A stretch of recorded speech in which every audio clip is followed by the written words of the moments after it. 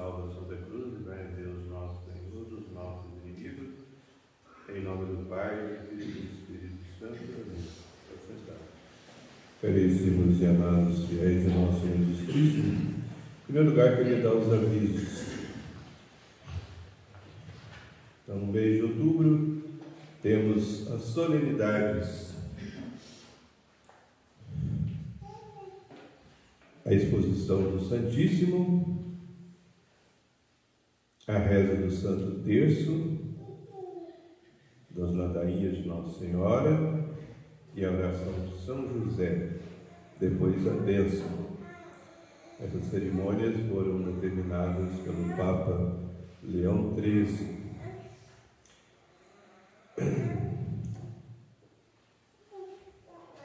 Caríssimos e amados irmãos, tive uma inspiração de, além dessas cerimônias, que vamos fazer com a graça de Deus, fazer também uma penitência, que é levantar mais cedo, porque as cerimônias vão ser feitas às 4h30 da manhã. Às 4h30. Às 4h30, então, expõe o Santíssimo, né? E reza o terço, ladainha, coração de São José e dou a bênção e a comunhão. Eu não tenho condição de celebrar logo depois da Santa Missa, porque de manhã a minha bradicardia é maior e eu me sinto fraco. Mas primeiro sábado, aliás, que vai ser dia primeiro sábado, então à tarde, confissões a partir das 4h e às 18h, então a Santa Missa.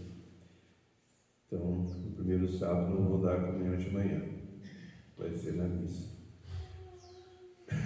Nos domingos, em outubro, não vou fazer de madrugada, porque muitas pessoas podem depois não ter condição de ir à missa. Então vou fazer, e a pessoa comete pecado mortal se não vir à missa nos domingos, né? Tendo condição de vir. Então vou começar a cerimônia aos domingos, né? Às 7h.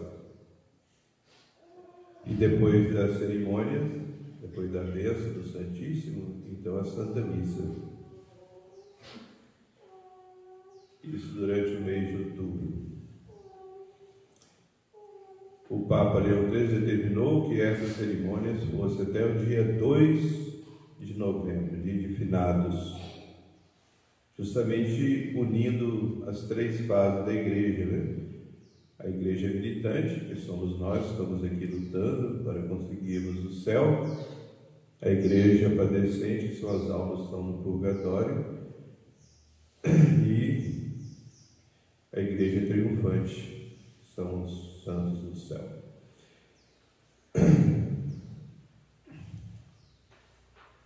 Caríssimos e amados irmãos, estamos no 16º domingo depois de Pentecostes, e o Evangelho de hoje tem 2 partes bem distintas. A primeira é que Jesus curou um homem hidrópico num dia de sábado. E a segunda parte, Nosso Senhor fez uma pequena parábola para inculcar a humildade, especificamente dizendo que a gente nunca deve procurar o primeiro lugar, que isso significa orgulho, né? Então a gente tem que ter a humildade de se colocar sempre no último lugar. E quando, no caso dos papas, por exemplo, coloca no último lugar, a gente tem que aceitar e ficar tranquilo, né? Bom, então é a humildade. A humildade, caríssimos e amados irmãos, é uma virtude indispensável indispensável para a salvação. No céu não há orgulhoso, evidentemente, né? Como no inferno também não há humildes. Os humildes vão para o céu. A verdadeira humildade leva para o céu, porque todas as outras, a oração e todas as virtudes devem ser impregnadas de humildade. Se faltar humildade, não é virtude verdadeira. Assim como os seres vivos não podem existir sem o oxigênio, imagine se não houvesse água e se não houvesse ar. Não haveria vida, né? Assim também, comparando, né? Sem a humildade, todas as virtudes ficam sem vida. Não existe virtude sem humildade. Como não existe, portanto, vida sem oxigênio. Ela entra em tudo. Tudo tem que estar impregnado de humildade. A oração, a nossa fé, tudo que as nossas obras, tudo tem que ser feito com humildade. É justamente isso que faltava aos fariseus. Praticavam, aparentemente, né, os mandamentos de Deus com perfeição, aparentemente. Faziam até mais que a lei mandava, né, mas eram cheios de orgulho. Então estragava tudo, né? O que é a humildade? São duas coisas. Como diz Santa Teresa, é a verdade. O que é verdade? Verdade é a correspondência, né, que existe entre o que a gente pensa e fala com a realidade, né? Se não houver essa correspondência, não é verdade. Eu digo que essa mesa de comunhão é de mármore, é de granito. É verdade. O que eu estou dizendo corresponde à realidade. Se eu dissesse, essa mesa é de madeira, não corresponde à realidade. Então não é verdade. Então, é a correspondência à realidade, à coisa, né? Adequatio mentis ad rem, como a gente diz na filosofia. Há uma adequação entre o que a gente, na nossa mente, com a coisa em si, com a realidade. E também a humildade não só é a verdade, mas é também justiça, no sentido de que se deve dar a cada um o que lhe é devido. Em latim, quique sum. A cada um o que lhe é devido. Pois bem, a humildade é constituída dessas duas coisas, da verdade e da justiça. Qual é a verdade a nosso respeito? Nós, por nós mesmos, não temos a mínima coisa boa. Se temos coisas boas, vem de Deus. Por nós mesmos, não temos nada de bom. Deus nos tirou do nada e nos sustenta no nosso ser. Ele que nos deu tudo. Essa é a verdade. Se eu disser que eu tenho alguma coisa boa por mim mesmo, é mentira. Então não é verdade. Então não é humildade, né? Se uma pessoa é inteligente, ela tem que ser humilde como? Não negando o dom de Deus, dizendo sou um burro. Não. Isso é humildade falsa.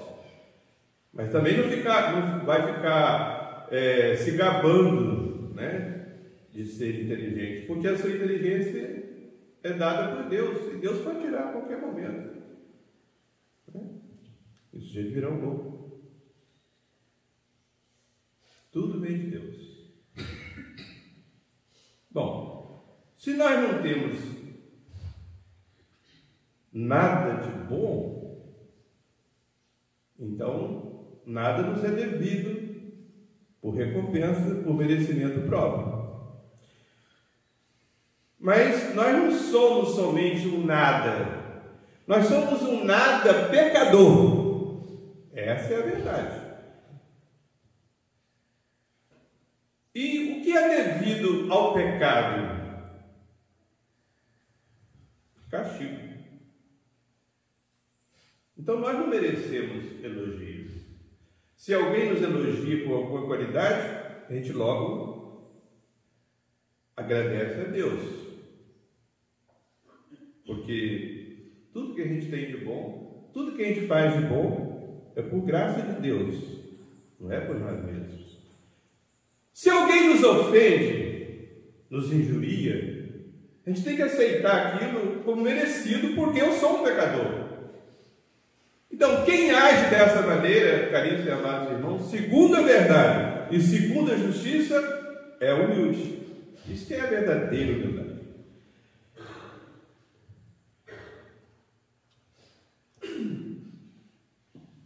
Então, só a verdadeira humildade leva para o céu. A falsa humildade leva para o inferno.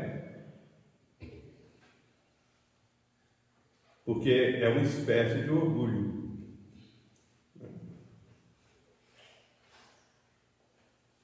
O orgulho, caríssimos e amados irmãos, é o vício capital mais perigoso.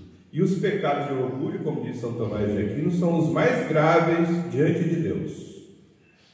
Os pecados de impureza são os mais vergonhosos, diz São Tomás, mas os mais graves são de orgulho.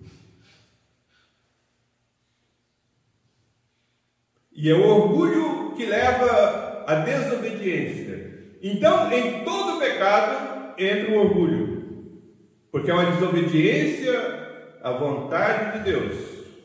A pessoa coloca a sua vontade acima da vontade de Deus. Foi o que fez Lúcifer no céu, e os anjos maus conseguiram e foram para o inferno. Foi o que fez Adão e Eva, porque eles caíram, Eva caiu quando o demônio lhe disse: Deus está escondendo muita coisa de vocês. Se vocês comerem essa fruta aí, vocês vão ficar sabendo tudo. Vocês vão ficar iguais a Deus. Foi aí que Eva caiu, por orgulho. Quiseram ser iguais a Deus. E assim, o que domina no mundo é esse vício capital, o orgulho. Mas nós temos que lutar contra ele. Pedimos muito ao nosso Senhor a humildade, porque senão nós não iremos para o céu. Uma vez Jesus encontrou os seus apóstolos discutindo. Qual era o assunto da discussão? Saber qual seria o maior quando fosse lá para o céu.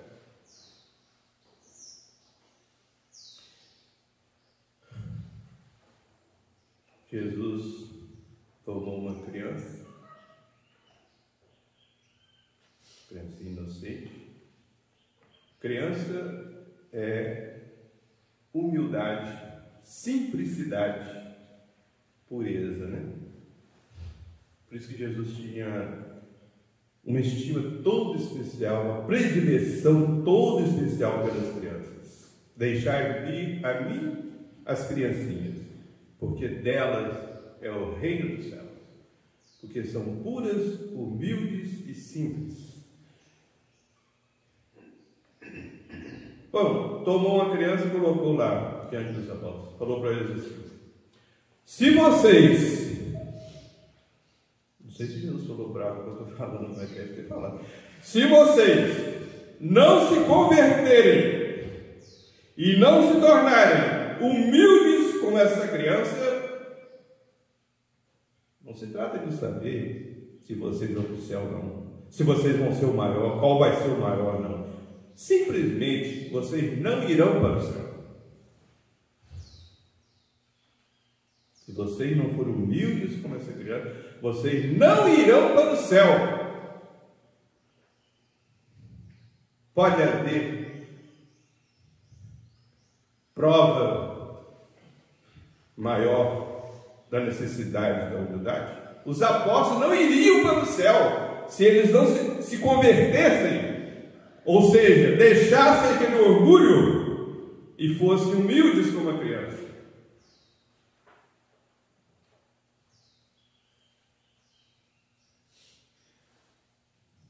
Caríssimos amados irmãos, nunca vamos encontrar um santo sem humildade. E nunca seremos santos se não formos humildes. Vou terminar contando um fato da vida do Padre Pio, São Pio.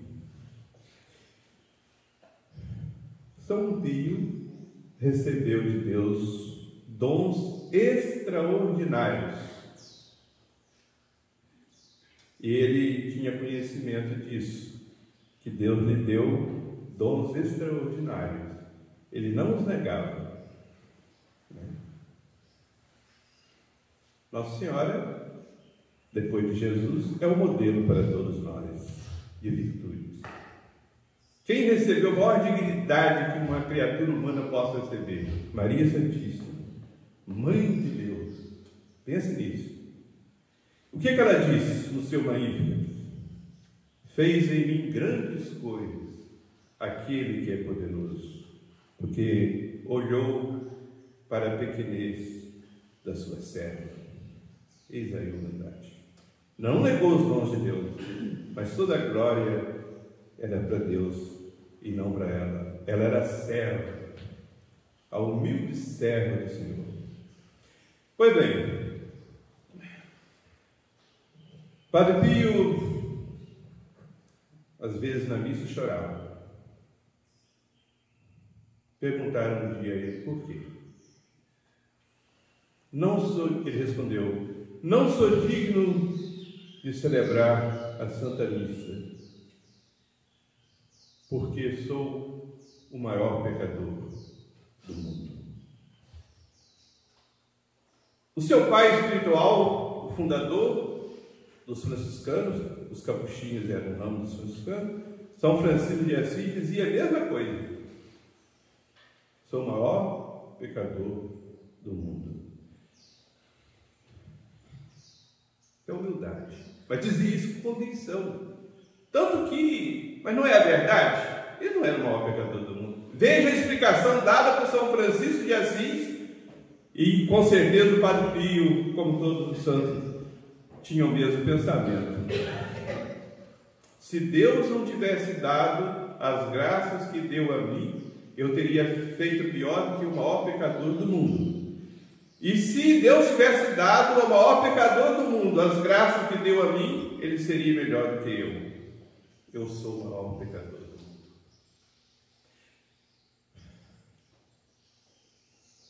Eis aí a humildade.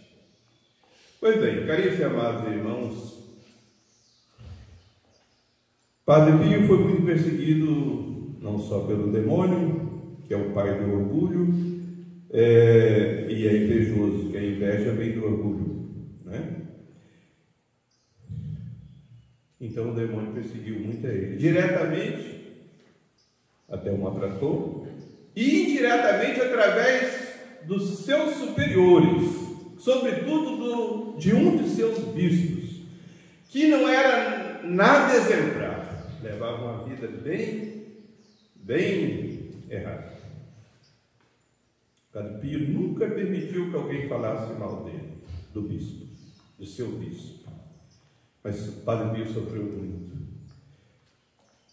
Porque esse bispo dava crédito às calúnias que faziam contra o Padre Pio, inclusive contra a castidade, contra a pureza.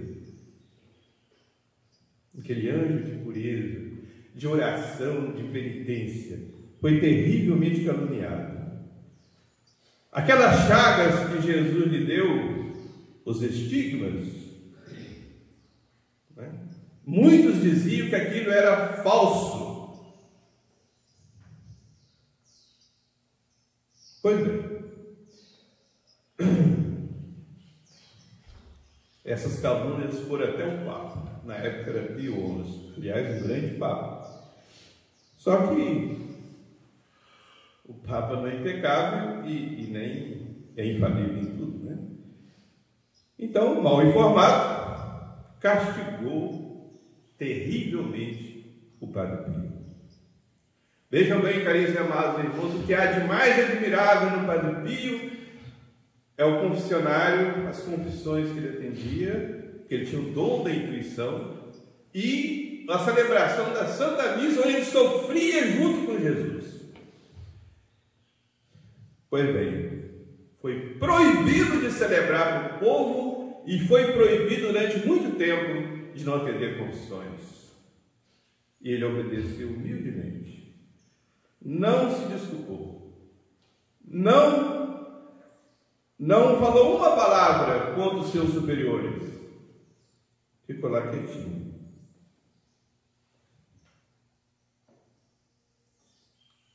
Ele usava aquela luva, né? Só deixava as pontinhas do dedo assim para poder celebrar, ou então rezar o breviário. Mas aquelas luvas não era só para embeber o sangue que escorria da chaga, né?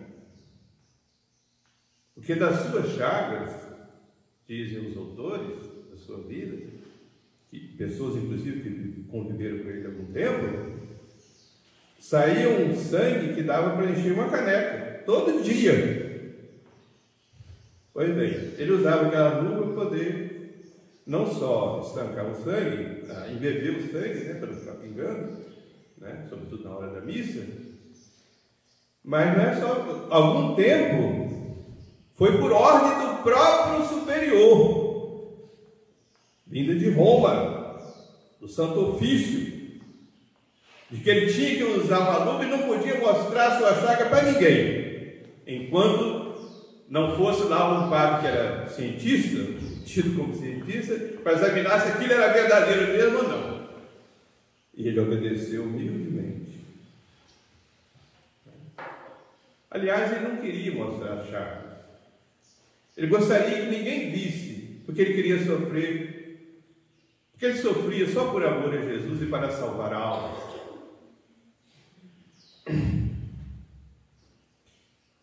Pois bem, caríssimos e amados irmãos, naquela época, um médico lá de Chicago, nos Estados Unidos, pensou em ir à Itália até o Padre Pio para ver as suas chagas. Esse médico faz pouco mais de 100 anos, né? Então não é como hoje, né?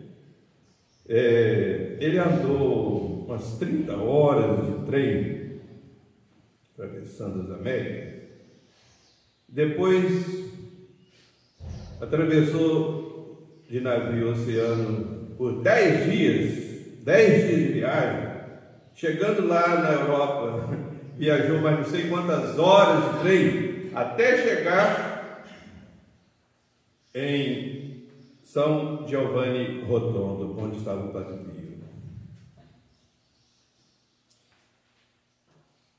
Quando o Padre Pio viu, assim, que pena, meu filho, você vir de tão longe para ver as chagas, mas não vai ser possível, porque eu sou proibido de mostrá-las e eu devo obedecer ao meu superior. E o médico voltou para os Estados Unidos, para Chicago. Esse médico depois disse assim: eu não vi as chagas, mas tenho certeza que a humildade do Padre Pio me impressionou muito mais profundamente do que se eu tivesse visto as chagas. Jesus, manso e humilde de coração, fazei o meu coração semelhante ao vosso. Amém.